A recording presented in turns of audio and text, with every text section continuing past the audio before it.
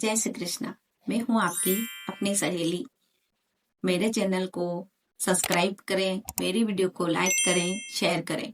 आज मैं आपको शीतला माता की कहानी सुनाने वाली हूँ। पुराने समय की बात है। एक दिन शीतला माता ने सोचा कि आज मैं धरती पर जाकर देखती हूँ कि कौन मेरे नियमों का पालन करता है और कौन नहीं। वह एक नगर में उतरी और इधर उधर भ्रमण करने लगी। एक घर से कोई एक औरत निकली और उसने चावल का उबलता हुआ पानी फेंका। उससे शीतला माता का पूरा शरीर जलने लगा। वह जोर जोर से चिल्लाने लगी, बचाओ बचाओ, मेरा शरीर जल रहा है। वह एक बुढ़िया का रूप धारण कर कर आई थी। वहां एक पास में ही कुमारन की झोपड़ी थी। वह मटकी का ठंडा पानी लेकर आई और बुढ़िया माई पर डालने लगी। वह बुढ़िया माई को लेकर अपने घर गई। घर पर जाकर उसने उनके शरीर पर ठंडा दही डाला और फिर से ठंडा जल डाला। इससे शीतला माता को थोड़ी ठंडक होने लगी।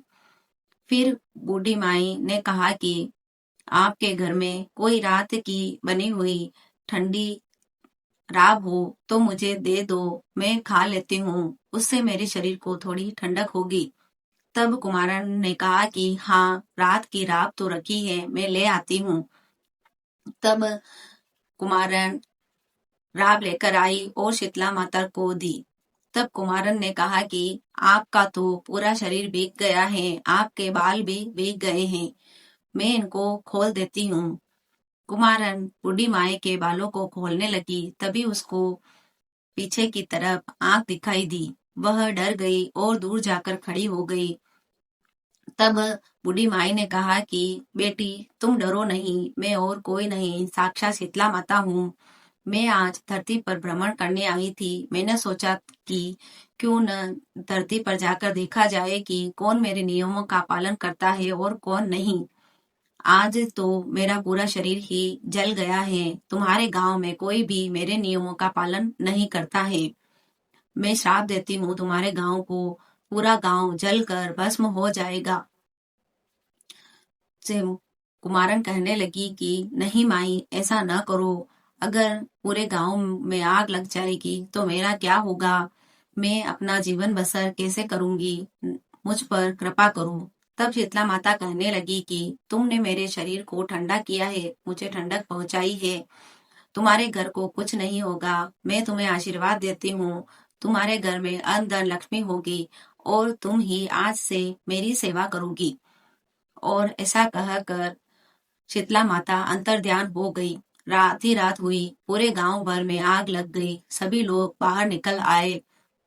पूरा गांव जलकर भस्म हो गया। लेकिन कुमारन का घर जैसा का तैसा ही था और लोग देखने लगे कि उस कुमारन के घर पर, वहां पर तो एक झोपड़ी थी, उसी जगह पर बहुत ही बड़ा महल बन गया था। तब सभी कहने लगे कि ये तो कोई चुड़ैल है, डायन है, पूरा गांव जल गया और इसकी झोपड़ी कहाँ चली गई, यहाँ तो एक महल खड़ा हो गया है। तब कुमारन कहने लगी कि मैंने कुछ नहीं किया है, मैं कोई चुड़ैल नहीं हूँ। रात को ही शीतला माता आई थी और वह भ्रमण करते हुए यहाँ से निकली तो किसी ने उन पर गर्म चावल का पानी फेंका। उनका शरीर पूरा ही जलने लगा था। मैंने उनके शरीर पर दही और ठंडा जल डाला और उनको ठंडी राख खिलाई। तब उन्होंने मुझे आशीर्वाद दिया कि मेरे घर में अन्न धन लक्ष्मी का वास होगा और पूरा गांव जलकर भस्म हो जाएगा। मैं आप सभी से निवेदन करती हूँ कि शीतला माता के 7 दिनों तक अक्ता के नियमों का पालन किया करें और 7वें दिन ठंडा बना कर खाएं। हे शीतला माता, जैसे आपने कुमारन पर कृपा की, वैसे ही सब पर कृपा करें। जय श्री कृष्ण।